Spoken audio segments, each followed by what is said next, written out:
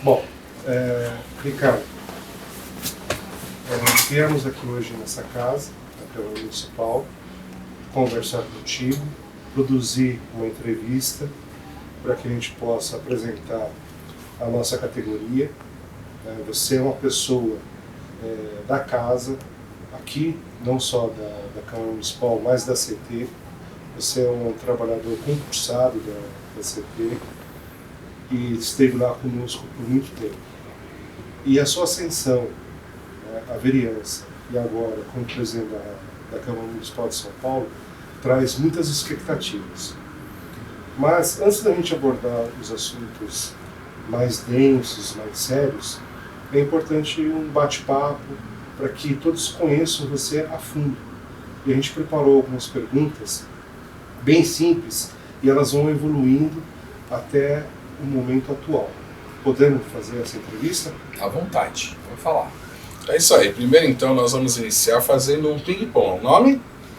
É Ricardo Teixeira, eu preciso fazer uma correção nessa apresentação. Ele falou que eu sou concursado. Meus cabelinhos brancos mostram que quando eu entrei lá não tinha concurso. Não existia, eu sou tão antigo que eu não tinha concurso. Eu entrei antes da nova Constituição. Então, você entrava no poder público sem fazer concurso. Então, só para fazer essa correção. Eu entrei na CT muito jovem, com 17 anos de idade como estagiário, mas sem concurso fui contratado. Meu nome é Ricardo Teixeira. Legal. Idade? 66, já perguntar isso. Só para descontrair. Tem algum de nascimento antigo. Tem algum apelido? Se eu falar que é Ricardão, pode levar para o outro lado, mas sempre foi Ricardão. Eu também achei que seria Ricardão, mas eu toma cuidado. É o Ricardão, Ricardão por causa do boneco. Por causa do boneco. Não esse que você pensou aí do lado, viu? É isso toma aí. Cuidado. Time que torce? Santos. Legal. Cidade que nasceu? Santos. Escola que estudou em Santos? Olha, eu comecei no Azevedo Júnior, depois eu passei pelo Liceu São Paulo, e eu vim para São Paulo muito jovem, com 13 para 14 anos de idade, estudar aqui no Fernão Dias, em Pinheiros, na Pedroso Moraes. Ah, legal, conheço. Então o ensino médio foi aqui em São Paulo já? Foi aqui. Legal. Faculdade? FEI, Faculdade de Engenharia Industrial, lá em São Bernardo. Formado em engenharia? Engenharia. Civil? Não, a FEI na época não tinha civil, eu sou eletrotécnico de produção. Eu sempre fui chão de fábrica. Primeiro emprego, seja aqui em Santos? Então, Primeirão. Eu não vou falar de emprego, eu vou falar de ocupações, né? Aos 7 anos de idade eu tomava conta de carro em porta de estádio. Ali perto dos 12, 13 anos de idade, eu vendia sapato de porta em porta. Mas era na Portuguesa Santista? Em Santos, na Vila Belmiro, porque eu nasci em frente à Vila Belmiro, eu tomar conta de carro na porta da Vila em dia de jogo do Pelé, era arrecadar dinheiro, era fácil. Porque a molecada se parava o carro, queria ver o negão jogar. Eu morava ali e tomava conta dos carros ali. Um pouquinho maior, fui ser vendedor de sapato porta a porta. Aquilo ainda que não tinha internet, não tinha comércio de rua, era pequeno.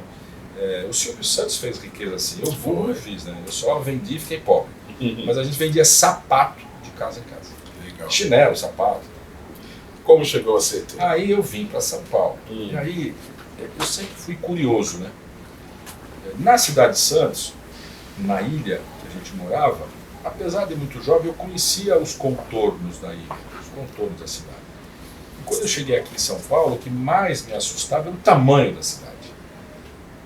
E eu queria conhecer esses contornos da cidade. Então, até assim, muito jovem, 15, 16 anos, eu pegava o ônibus e andava para lá e para cá só para conhecer os contornos da cidade. Então essa questão de mobilidade, de distância, você já veio de mim. Aí eu fui lá estudar, eu morava perto de casa, estudava perto de casa, eu morava na Arthur Azevedo, estudava na Pedroso Moraes, e fui estudar lá em São Bernardo do Campo, que era meio do caminho com o Santos. Então eu morava um pouco aqui e um pouco lá, né, porque é metade do caminho.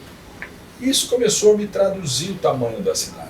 Quando apareceu um estágio para contar carro na CT. Literalmente assim, não tinha JET ainda, era JEC. E eu aceitei esse estágio, entrei na CT, eu entrei na FEI com 17 anos de idade e na CT perto dos 18, porque foi logo na sequência. Legal.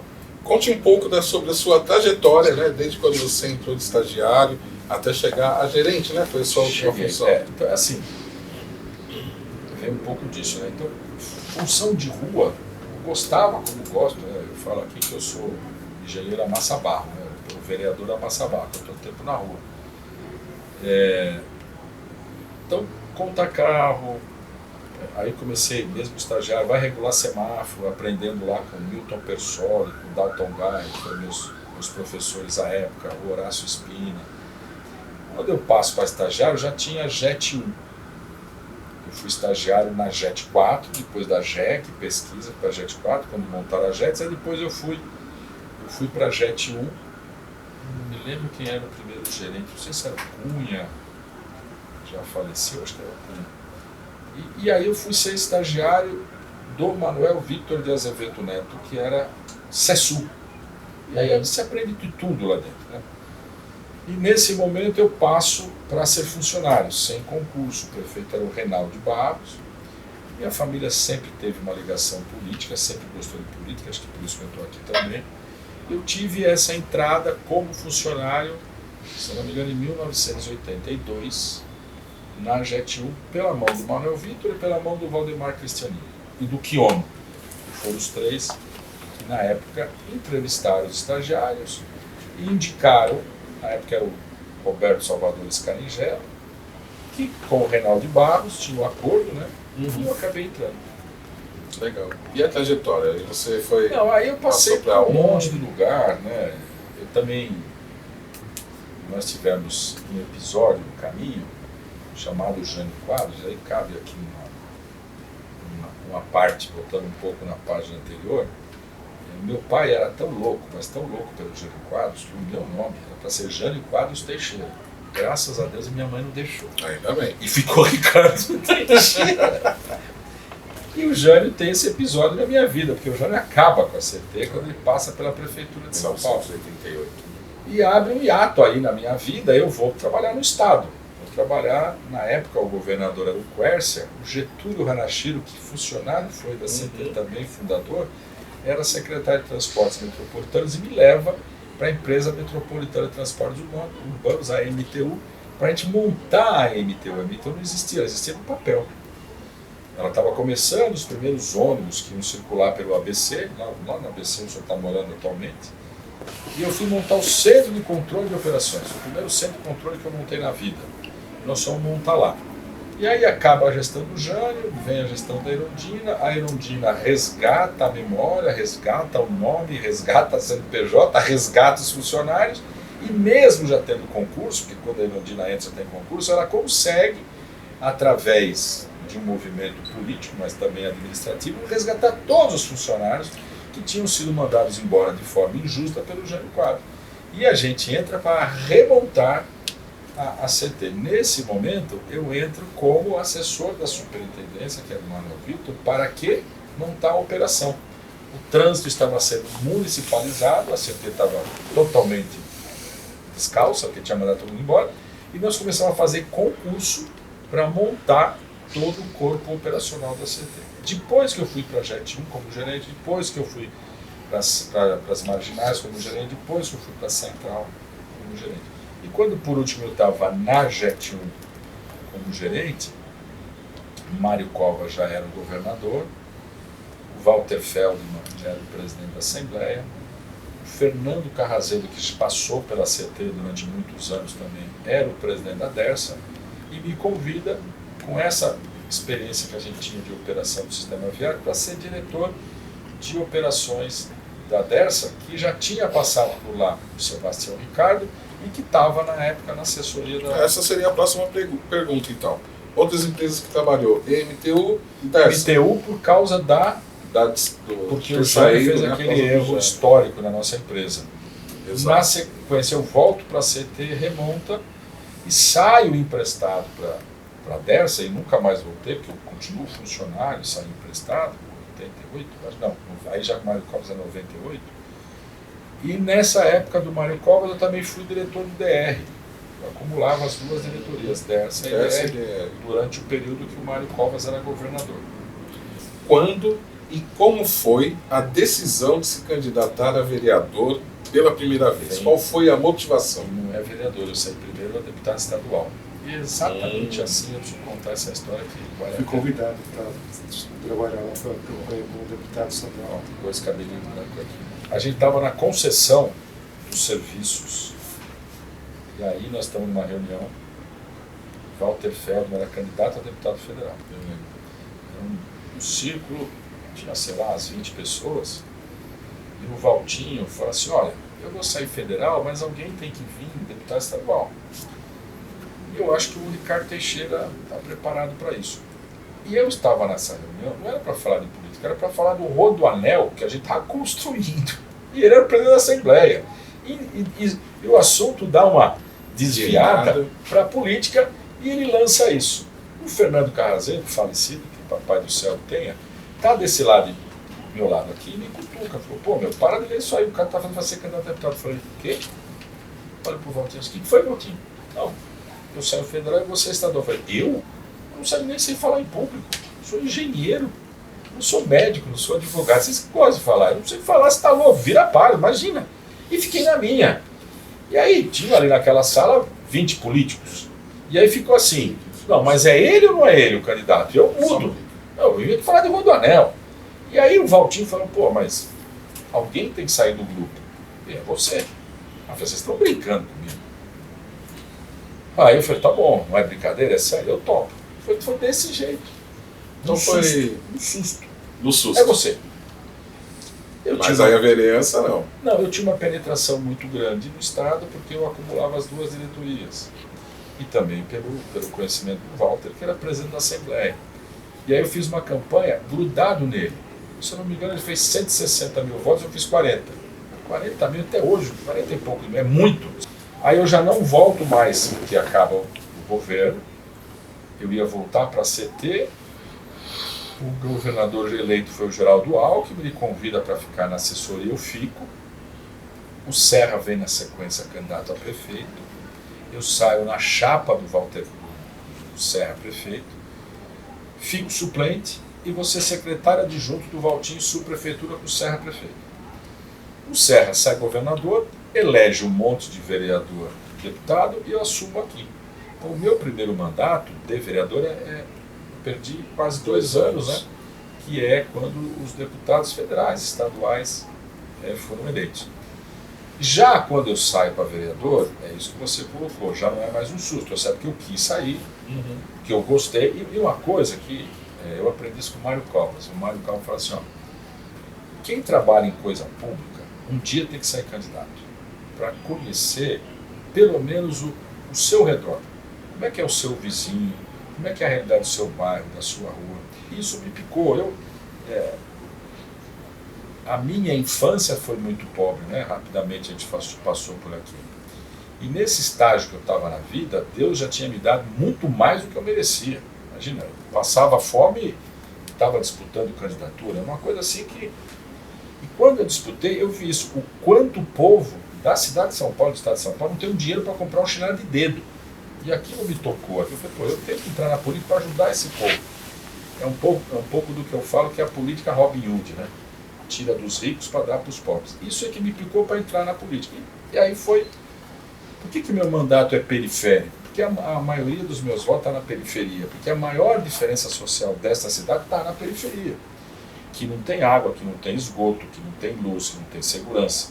E hoje eu falo assim, vou tentar não chorar aqui, mas no lugar que eu estou há 20 anos, tem água, tem luz, tem asfalto, tem escola, tem campo, tem córrego canalizado. Ou seja, o meu mandato está funcionando. E não funcionaria se eu não ganhasse 6 vezes, né? Porque eu ganho a eleição nos mesmos lugares. O meu primeiro mandato de vereador, que é esse que eu peguei pela metade, eu devo a CT.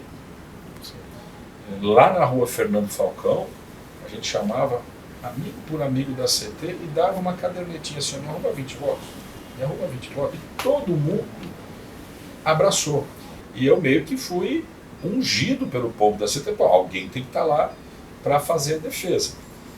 E eu me lembro que o primeiro ato do Serra prefeito, na verdade ele iria tomar posse no dia 1º, foi no dia 31 de dezembro, na virada do Réveillon, aonde ele estava à meia-noite, na Bela Sintra, para falar, ó, aqui vai ser prioridade minha, arrepia de novo, e aqui nós vamos retomar a empresa. E foi o que nós fizemos. Conseguimos, acabou aquela ideia de que iria separar a empresa em diversos departamentos por subprefeitura. A gente reverteu esse quadro e eu me lembro que era mais ou menos assim. O primeiro orçamento que eu defendi aqui da CT era 194 milhões. Eu lembro nunca do número 94. E quanto que é hoje?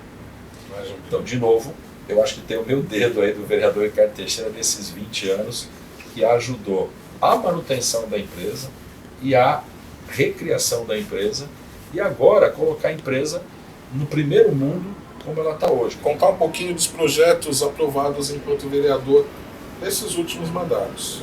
Os meus projetos são escritos pelo povo. E eu tenho uma história para contar que é sensacional. Só não posso falar os palavrões que o Celso já tem me falou. Mas é assim, então repetindo quais os projetos que eu fiz, eu me lembro da CT, ponto. Os outros eu não me lembro. Juro por Deus, não lembro. Mas eu me lembro de um polêmico que não fui eu que fiz. Então, assim, ó, eu fui chefe de torcida organizada. Eu fui fundador de torcida organizada. E eu apresentei um projeto nessa casa para acabar com a torcida organizada. Mas não fui eu que apresentei, é o vereador. Alguém pediu para eu aprovar o projeto, para trazer o projeto para a Câmara. Porque esse alguém não concordava em ter torcida organizada. E aí o que eu falo do mandato coletivo? Quem sou eu, vestido de vereador, que vou contra um projeto que o meu eleitor me mandou? Se é barrado na CCJ, pode andar. Mas eu não posso ser um filtro. Para eu chegar aqui, eu tive um voto, que é o meu.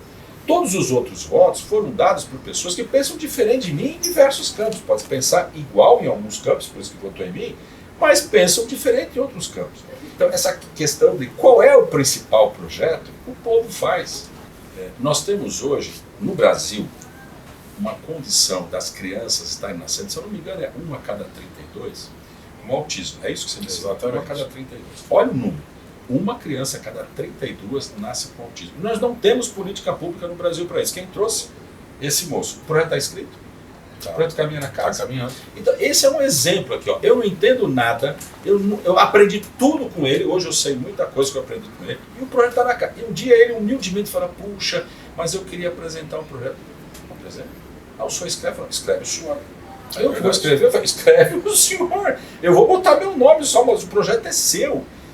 Ricardo, teve um evento que eu vim buscar você e você me colocou para conversar com o vice-presidente que estava discutindo o orçamento, né, e com o presidente da casa, porque chegou a nós que o orçamento da CT seria rebaixado.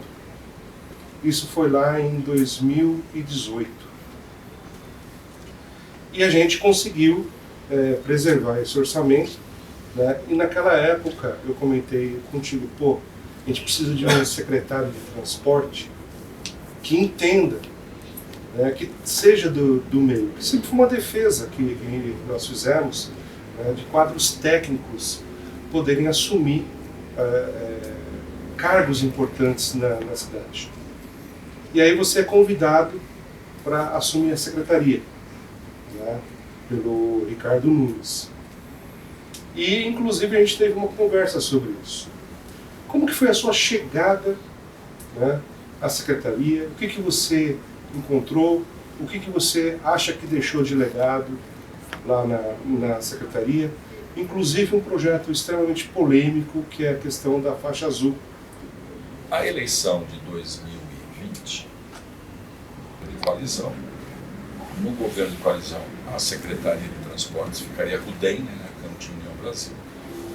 E o Milton Leite me convida para ser secretário. Ele falou, Milton, eu não estou bem, só preciso descansar um pouco. Passou uns 2, 3 meses. E ele me convida de novo para ir para a secretaria. E aí eu pergunto de novo, mas eu pergunto assim, Milton, é para eu ir mesmo, é ordem, não dá para eu de novo falar que não estou bem, você vai perguntar, cara, não dá, você tem que ir para lá, eu estou precisando de você lá. Eu falei, ok, o governo de coalizão é nossa, eu irei. Para no cargo, acho que eu entro no cargo no final de julho, começo de agosto. A secretaria, elas andam sozinhas. As empresas, elas andam sozinhas. Quando você muda uma caixinha aqui em cima, uma casquinha aqui em cima, muito pequena, né? O grosso das empresas públicas tem meta para cumprir, tem tarefa para fazer, e não vai parar porque mudou um secretário, porque mudou um presidente. Então o que eu fiz olhei tudo o que estava acontecendo e vamos continuar para o plano de metas e vamos continuar trabalhando o que tem que ser trabalhado. Naquele momento, o que apontava? Vou continuar depois, pós-Covid. O que apontava? Uma subida de acidentes de trânsito envolvendo motociclista. E que, se a gente lembrar, o que aconteceu na Covid? Quem mais circulava pela cidade eram os motoqueiros. Então você tinha muita gente andando de moto que não tinha experiência em andar de moto. Apontava muito claro, né? Porque os acidentes não eram concentrados nos grandes corredores como você, não, se esparramou pela cidade inteira, ou seja, a população de uma hora para outra começa a andar de moto. Então, foi uma política pública que o Ricardo Nunes pede para a gente entrar para reduzir o número de acidentes de trânsito em geral, mas com ênfase ao motociclista, porque a gente tinha um quadro de subida exponencial. E foi o que nós fizemos. Mergulhamos nessa questão, vem o projeto que você coloca, que é o da faixa azul, que já tinha sido tentado, na minha visão, errado, né, porque tentaram fazer ele junto ao canteiro central, aumentou em quase 700% o número de atropelamento entre moto e pedestre. E quando a gente faz por lá de cá, teve realmente uma resistência, principalmente de Brasília, que não queria autorizar, fazendo teste. Nós já fizemos um monte de teste, deu errado, eu fui lá em Brasília, conversamos e conseguimos fazer o primeiro teste na 23 de maio. Hoje tem mais de 200 km pela cidade e vamos fazer mais 200. Então, eu digo muito, eu repito quase todo dia, posso morrer em paz, o maior legado da minha vida ficou, que é o projeto da faixa azul. Mas tinham outros problemas, que aí você mesmo me traz, né? A gente estava com o PPR atrasado, estava com o acordo coletivo atrasado, tinha um monte de problema normal, a gente não tinha nunca passado na vida, espero nunca passar, essa questão de uma contaminação como foi o Covid, né? Perdemos, sei lá, quantos milhões de pessoas pelo mundo afora. E aí é um pouco da vontade política e é um pouco do que falam aqui de mim nessa casa, né? Que eu sou conciliador, que eu converso com todo mundo, que eu gosto de conversar, e você me trouxe o problema, e eu abracei o reino e nós fomos resolvendo. Ele só não falou que ele sentou numa madrugada com o prefeito para resolver. Tinha que fazer isso, porque não tinha. Ele chegou num ponto assim, o prefeito resolve, só se ele fosse para o Papa, né? E aí foi resolvido.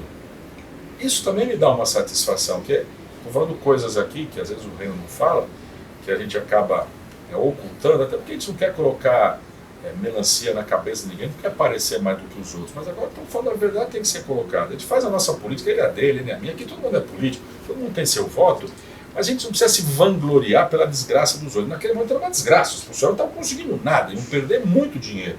E foi um ganha-ganha, foi um esforço coletivo, e que a gente conquistou uma vitória. Isso me faz bem. Aí, a secretaria como um todo e a empresa como um todo, e repito, anda com qualquer político, com qualquer gestor. É evidente que quando você põe na cadeira alguém que é da casa, alguém que conhece, vai mais rápido. E eu gostaria que você falasse um pouco como que foi os bastidores dessa eleição, né? E os bastidores para ascensão ao cargo como presidente da Câmara Municipal. Então, assim, eu não tenho nenhuma vergonha, ainda é meu amigo, sabe disso. Eu fui me consultar com ele o que ele achava da próxima eleição. Ele falou, eu estou deixando aqui.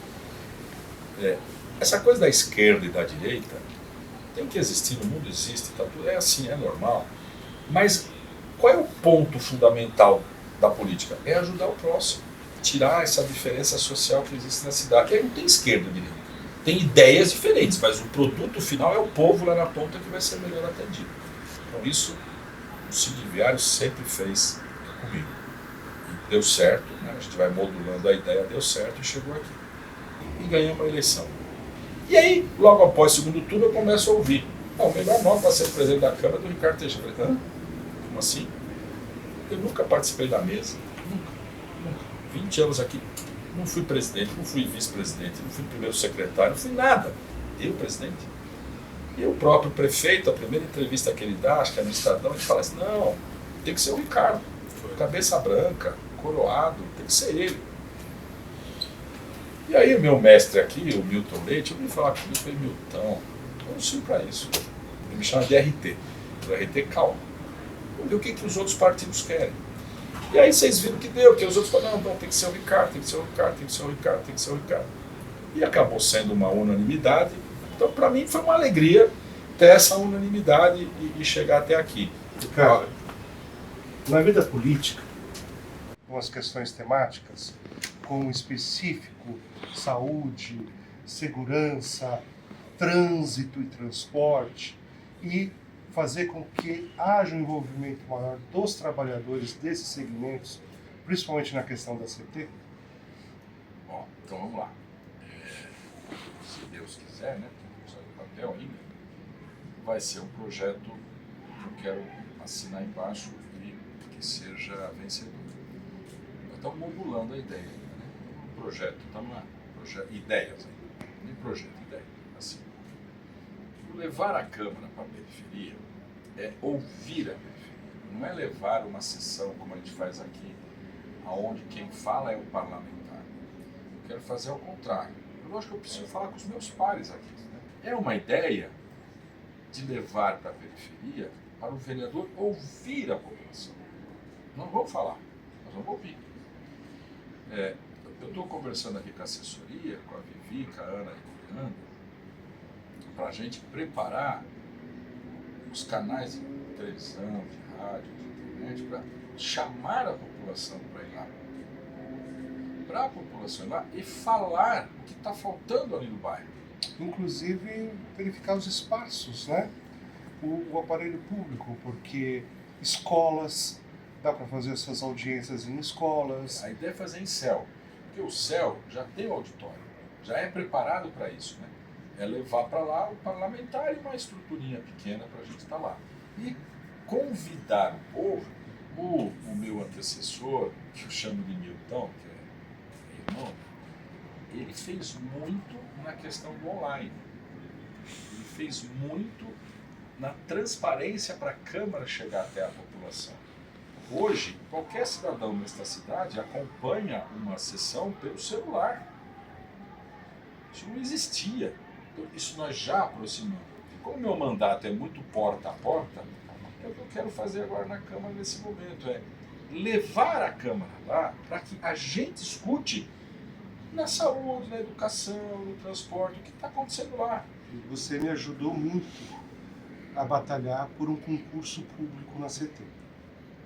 E assim, existe o compromisso do prefeito reeleito para a CT. Né? Só que a gente está vivendo um momento em que seria necessário acelerar isso. Né? E não só para a operação.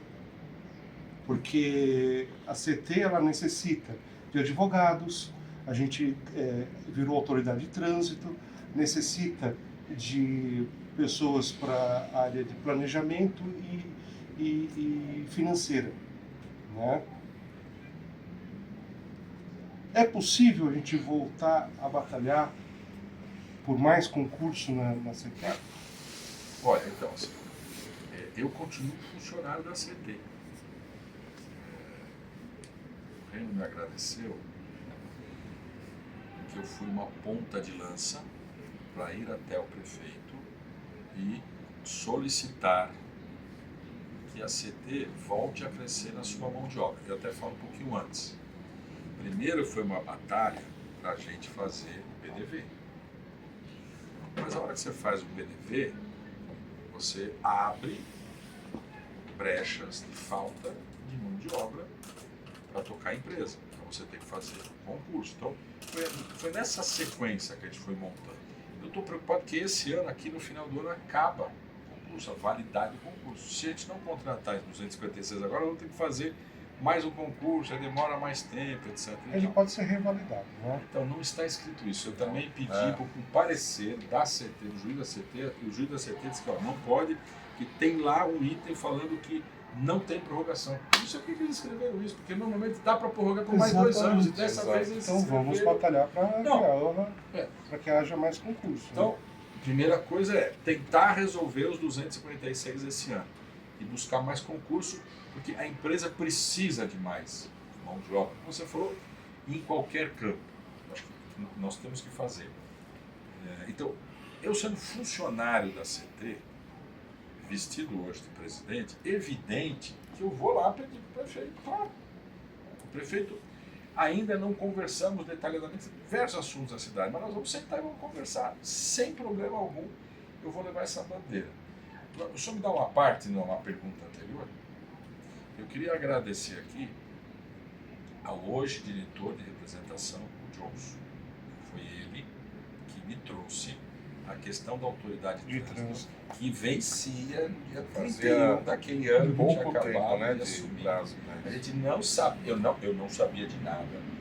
O Milton Leite era presidente aqui. Ele faz um decreto aqui, e aí ele vira prefeito, o prefeito viaja, ele vai lá e assina de novo. Então, deu tudo certo, porque houve a política, mas eu tenho que reconhecer aqui que se não fosse o Johnson hoje, a autoridade de trânsito não estava na CT. Então, veja a importância das lideranças, veja a importância dos funcionários que pensam a empresa, que você não fica pensando no umbigo. Um funcionário, que na época não era o diretor, hoje ele é, né? Ele era só conselheiro. Ele traz essa preocupação, a gente abraça essa causa em assim, foi logo no início que você assumiu essa meses a gente conseguiu resolver. Graças a Deus, hoje nós temos isso que você falou. Não, Ricardo, dentro desse campo mesmo, existe uma anomalia, que a gente considera anomalia. Inclusive eu e o Johnson já conversamos a respeito.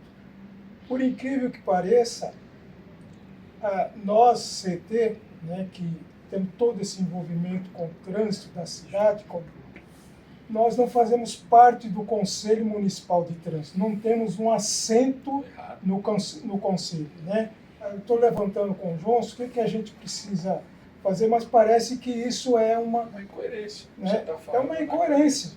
Todos os órgãos envolvidos no transporte participam tem uma cadeira, um assento no Conselho cadeira Municipal, fixa, né? a cadeira fixa, e nós não temos. Vê para mim, tá. Se é decreto, se é lei, veja o que for, isso é uma anomalia, tem que consertar isso urgente. Você acha então que, assim, por exemplo, a informação que a gente tem que foram em torno de 160 agentes contratados na primeira leva. E dos 54 gestores também, alguns ainda faltam ser contratados. Né? Então isso daí eu tenho informação da CT, que ocorreria agora no mês de janeiro e fevereiro a contratação. Porque muitos desistiram, na verdade, né? Foram chamados e acabaram desistindo ou desligaram por algum motivo. Eu participo de um grupo, e é até legal eu levar essa informação para eles, né? Primeiro que a CT nos informou que em janeiro deve chamar esse contingente para fechar os 256 iniciais. Mas você acha que é possível essa luta, você está nessa luta, para que tanto esses que restam, né, serem chamados, quanto os 256? Não, estou dentro do pacote, vamos brigar junto, mas assim, é normal essa entrada gradual, que é o desembolso que a empresa tem que ter, porque é um planejamento orçamentário, é natural e assim vai. Mas essa outra leva vai contar comigo. E para frente, outros concursos vão estar batalhando juntos. O que podemos esperar de seu mandato como presidente da Câmara, especificamente para a CT e seus trabalhadores? E aí tem essa questão, né, que a gente sempre, todo ano, aquela briga por mais orçamento. Vocês têm que me ajudar a falar o que eu preciso fazer. Eu não sou dono da verdade, eu não tenho bola de cristal, eu não sei o que precisa fazer. O mundo muda a cada segundo, a CT também, e vocês têm que me falar diariamente o que está acontecendo, o que eu preciso fazer, quais os movimentos que eu tenho que fazer aqui para ajudar, não só a empresa, como os seus funcionários. Vocês têm que me ajudar. É vocês que vão me pautar o que eu tenho que fazer. Vou dizer aqui para vocês, se eu for um péssimo presidente para a CT, a culpa é deles, porque eles é que têm que me trazer as coisas. Tá certo? É o compromisso aqui. Vocês têm que me pautar para eu trabalhar para a CT. Uhum. Como você sabe, o acordo coletivo de trabalho dos empregados da CT 2024/2026 ainda não foi finalizado, ainda não foi fechado. O seu antecessor, com quem a gente esteve aqui conversando, você não estava presente na conversa. Foi um dia que eu estava doente. Foi um dos bons, mano. passado foi um festival de colite que eu tive. Uhum. Jesus. Prometeu fazer uma intermediação junto ao executivo. Tá? A questão é que nós não recebemos oficialmente ainda nenhuma resposta. Oficialmente não recebemos nenhuma resposta. A CT não te deu resposta. Não recebemos nenhuma resposta oficial.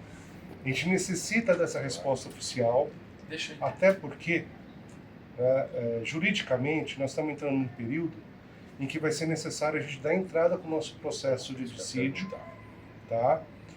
E esse processo de dissídio ele tem que se dar entrada para preservação dos nossos direitos, né?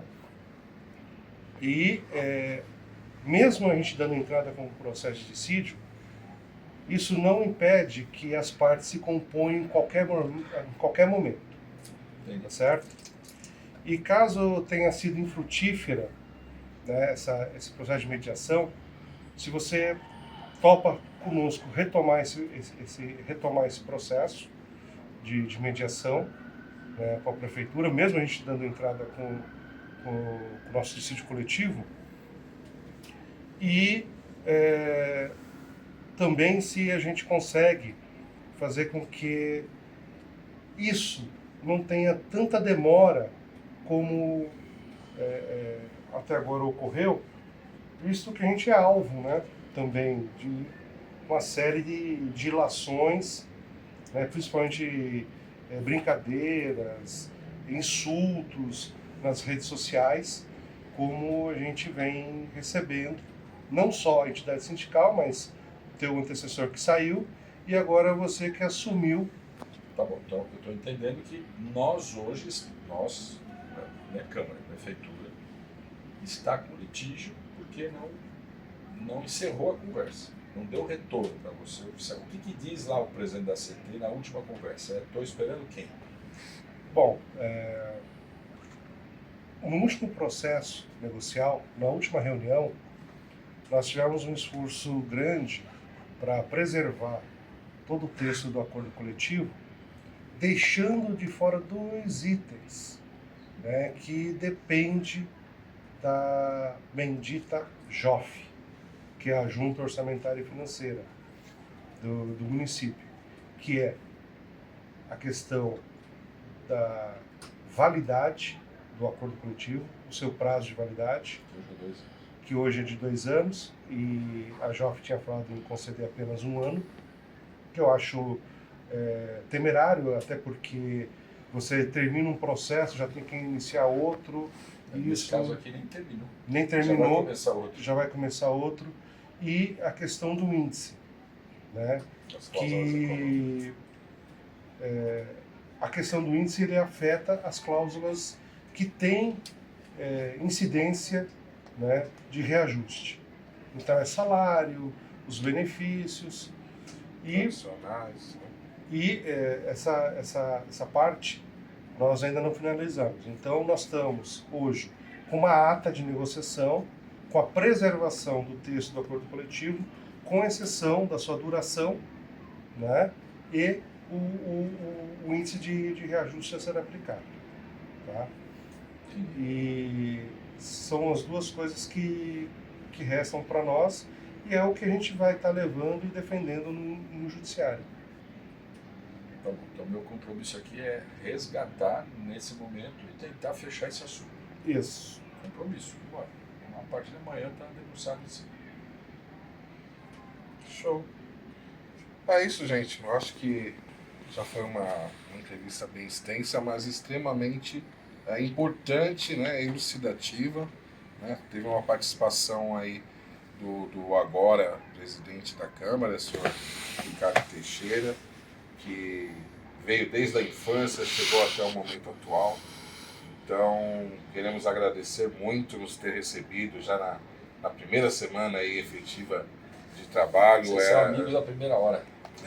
Para nós é extremamente importante ter esse caminho, esta porta aberta para que a gente possa fazer a discussão, para que a gente possa levar os encaminhamentos. Ricardo, muito sucesso, paciência e saúde para seguir nessa caminhada. Preciso. Obrigado. Obrigado, presidente. Obrigado, Ricardo. Parabéns mais uma vez. Senhor ressuscitado, diretor. Obrigado. Sei das suas orações. Muito obrigado, muito grato. Tamo junto. Você quer finalizar, falar alguma coisa? Não, eu estou feliz. Vou me segurar aqui para não chorar, porque eu estou emocionado. Porque esses meninos aqui, a gente já chorou junto, já comeu filé mignon junto, já bebeu junto. Porque a gente é amigo. A gente faz uma política pública para a cidade e para a CT. Eu nunca imaginei ser vereador. Eu nunca fui representante da CT, nem que seja no CRE, né, no Conselho de Representação. E de repente aqui eu estou sentado numa posição muito importante para a CT. No mínimo eu tenho que retribuir o que eu tenho falado aqui. A CT me deu tudo que eu tenho na vida.